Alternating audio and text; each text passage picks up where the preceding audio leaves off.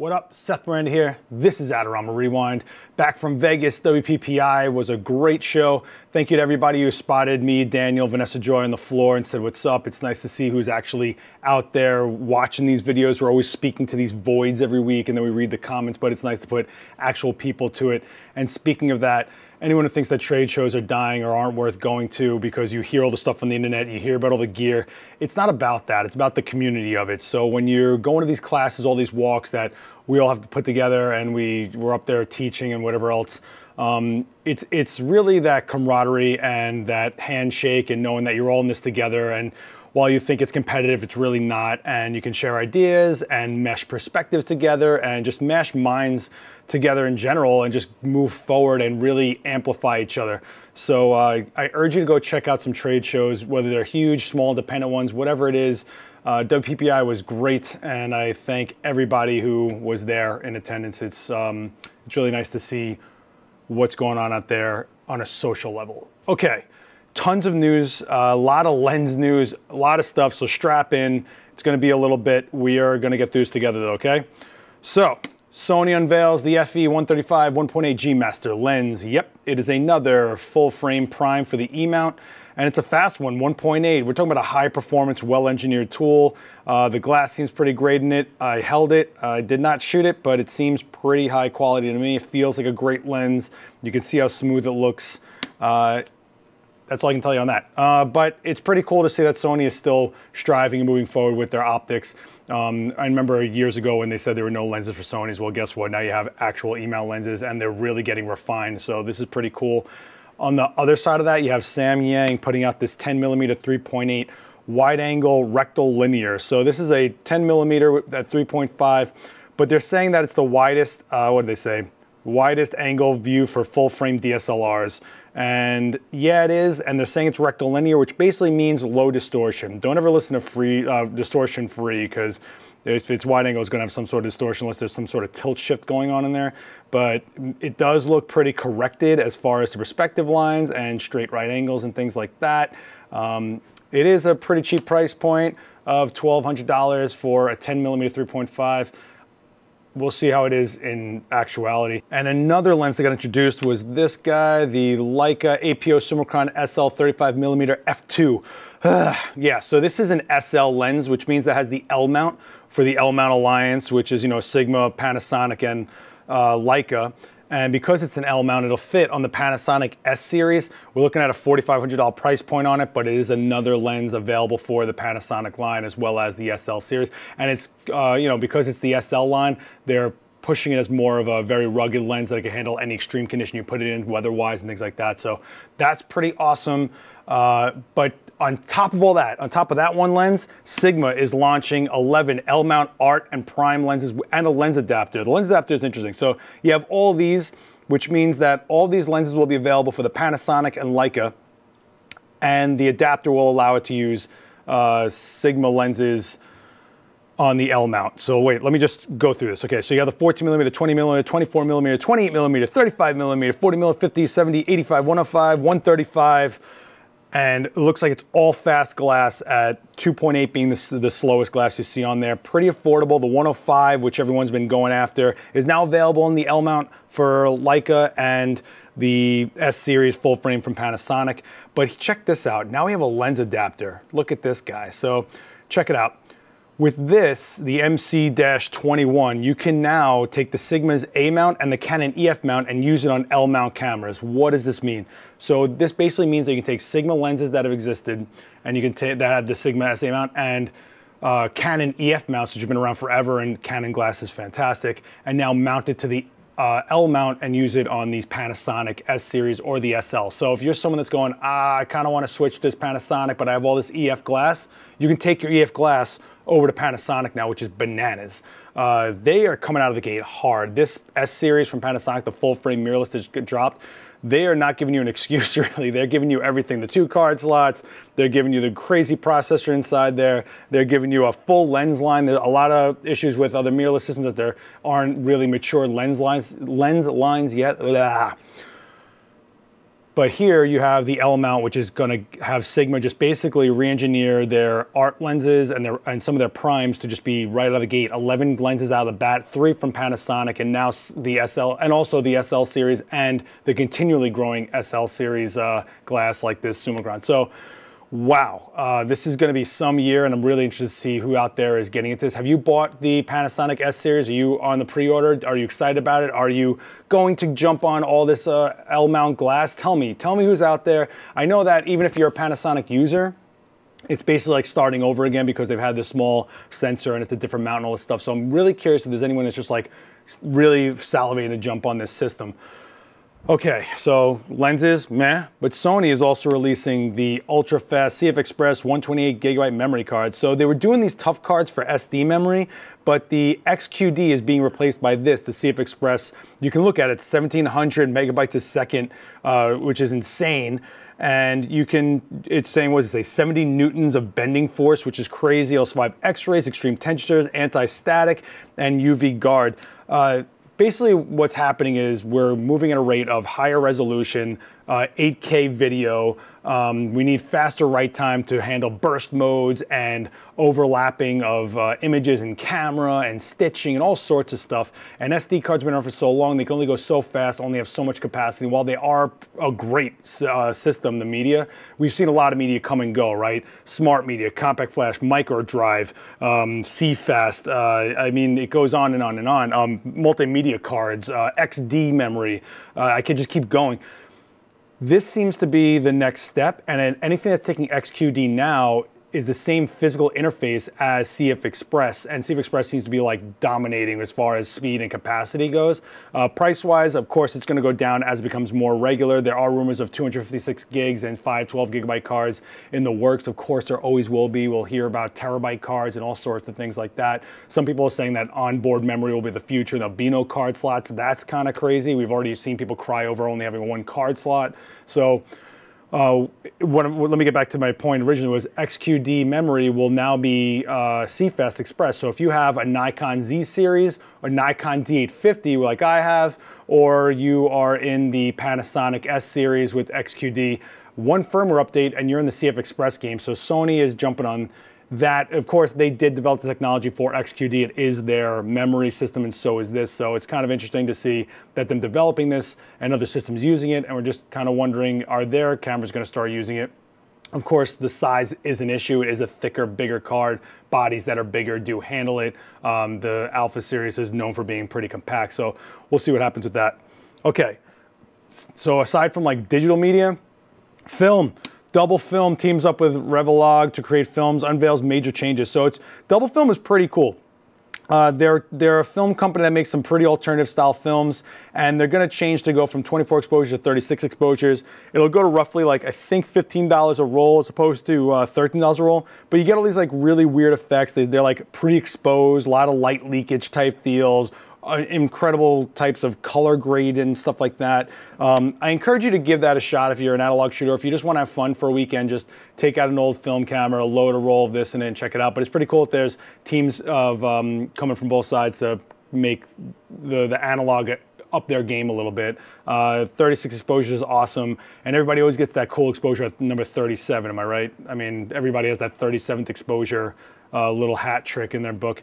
But on the other side of that, Costco is closing in-store photo departments, sites plummeting printing. So they're going to stop the roll development in almost all Costco's. They've been shutting them down left and right.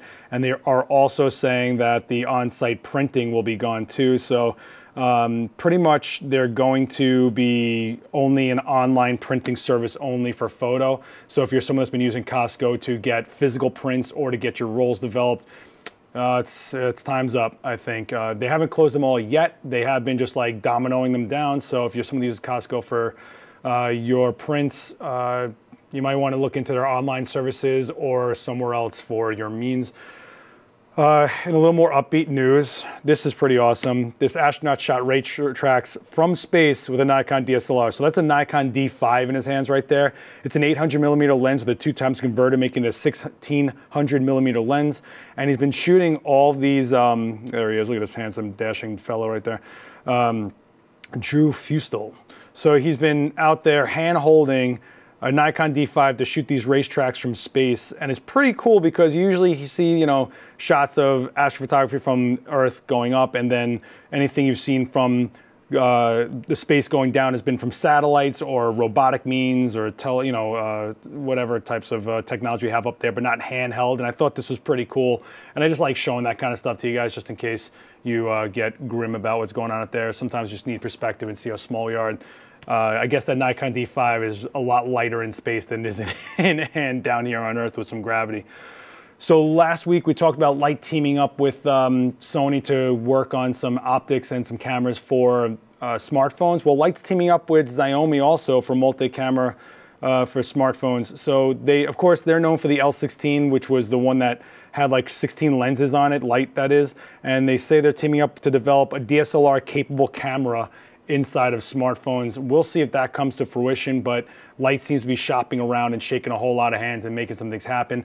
But smartphones have come a long way. I mean, this also, Oppo is bringing a 10 times zoom smartphone to market. So it actually has 3 lenses here. They're saying it's 10 times lossless zoom because it's all optical. So you have a main camera, you have your ultra wide angle, and on the bottom you have the telephoto lens. And you can see that they're pushing it. This is the 10 times optic, so there's that little sculpture, and that's where it was there.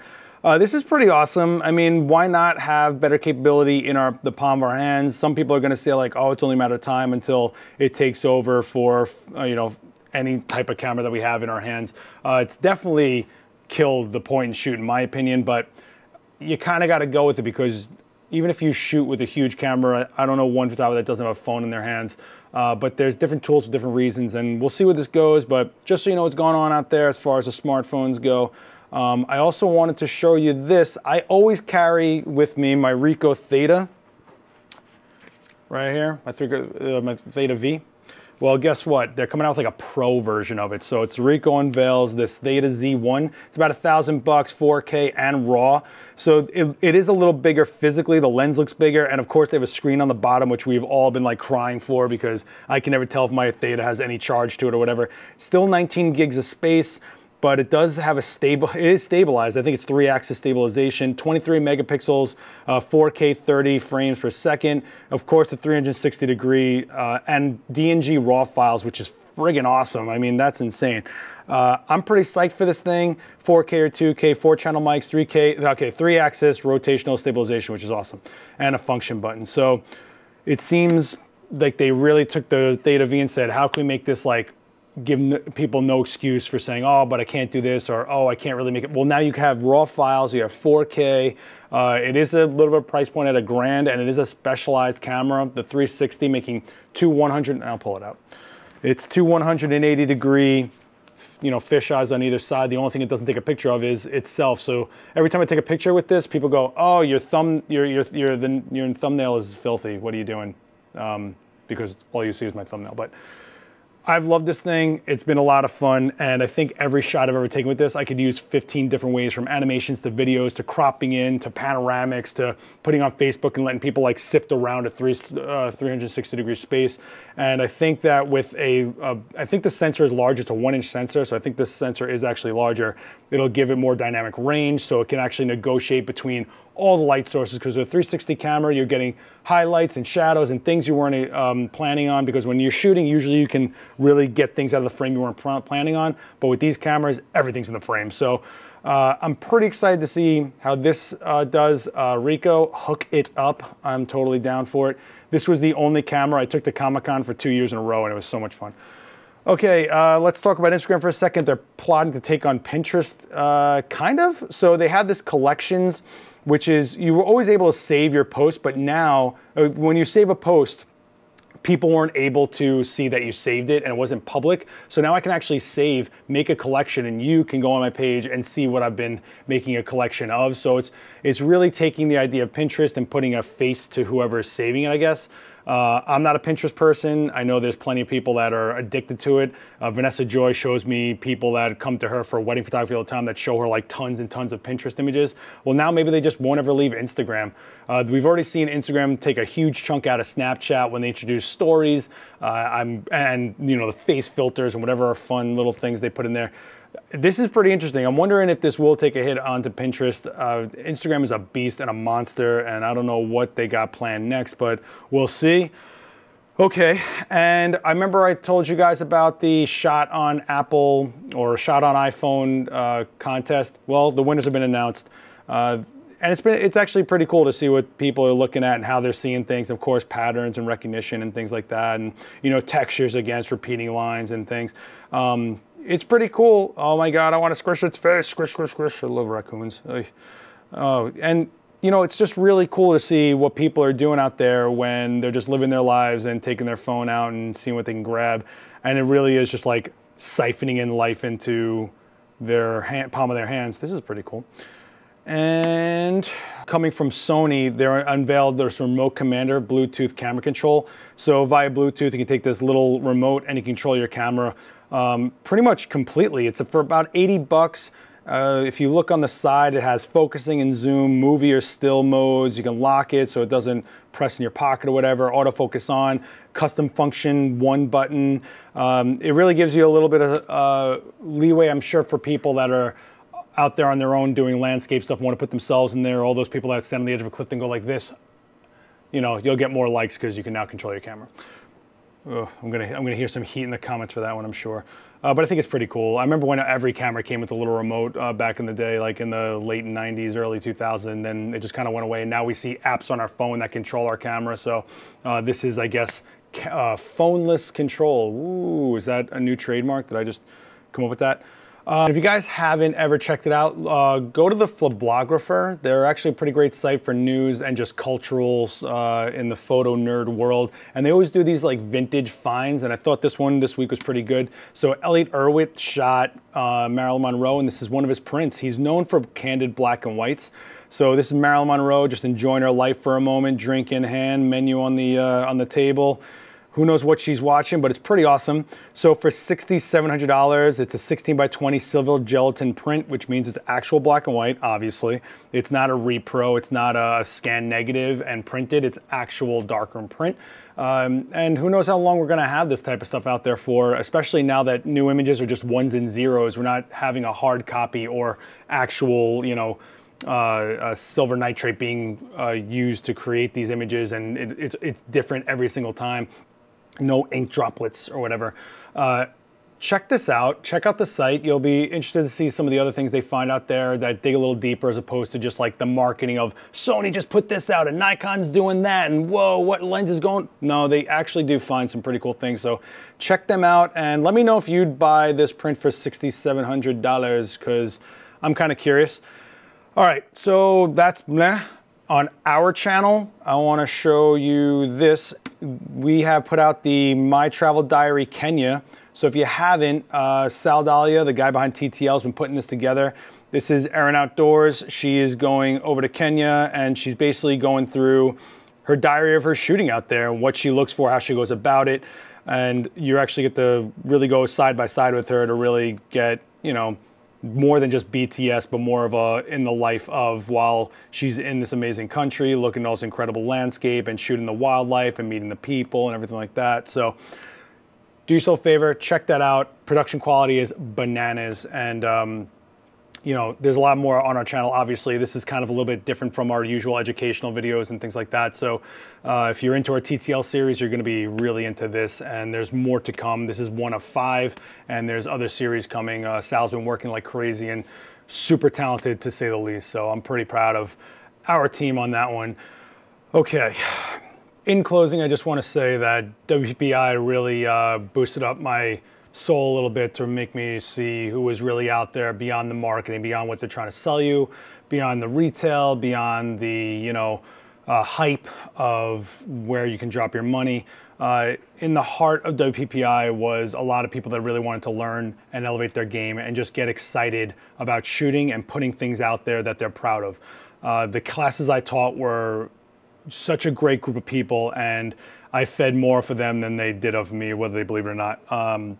Just seeing the community really, really uplifted my outlook on where things are going. And with every day another pro saying, this industry is dead, I can't make any money. It's like, yeah, maybe you're just not growing with it, and maybe you're just not moving where the rest of the herd's moving, and maybe you're not looking at the whole picture anymore. WPPI was a fantastic group of people, the pros that were shaking hands. I didn't come up across anybody that, you know, I felt was competition, but more, hey, how are you going about it? What are you doing? What have you been up to? And things like that. It's been an oasis in camaraderie that you don't really see too much. And when you have everybody here at Adorama, we're in our own little bubble of like me and Daniel and, you know, all the guys upstairs, Vanessa Joy doing her thing, and Mark Wallace and Gavin doing whatever they're doing. Bergman on IGTV killing it. It's just, you know, seeing what everybody else is doing out there really makes you go, cool, there's really something happening, and we're not just creating all this stuff and chucking it at a lens which goes into a void, because right now I'm talking to nobody. You're gonna say I'm talking to you, and you're gonna write down in the comments, but right now I'm literally trying to make this happen with nothing in front of me. And that's just how it goes. But when you go to the trade show floor and people start reciting things you said back to you and telling you specifically what you've done education-wise, which has changed the way they look at things, or how they've gotten past roadblocks in their careers or started their careers, it really, I can't tell you how much it did for me. So I want to thank everybody that watches this show, everybody that watches my series Live View, everybody that hangs out with me on IGTV here on Adorama, and goes live with me, talks to me in the chat rooms. All of it means so much. And those booth demos that me and Daniel did, where it was just two guys coming up with stuff on the fly, is exactly what it's all about. What's in front of us? What do we have around us? What can we build together? All right, having said that, hit like, hit subscribe, write me down in the comments. Question of the week: where do you guys go to get out of yourself? Do you have a camera club? Do you go to the local retail store? Do you go to meetups? What is your photographic handshake out there? Do you have a social circle of just friends you go shoot with? Do you just hang out on forums and pound on a keyboard and just like critique everybody like crazy? What is your method of being a human being in the photo world? I want to know. Write me down in the comments. I will answer you guys. I know I asked a question last week. I'll get to it next week. It's been a little crazy. I literally have been here going nonstop since I got off a plane. So I will get to the comments from last week next week. Oh, cliffhanger. Okay, I'm out of here. Thank you guys so much. Peace.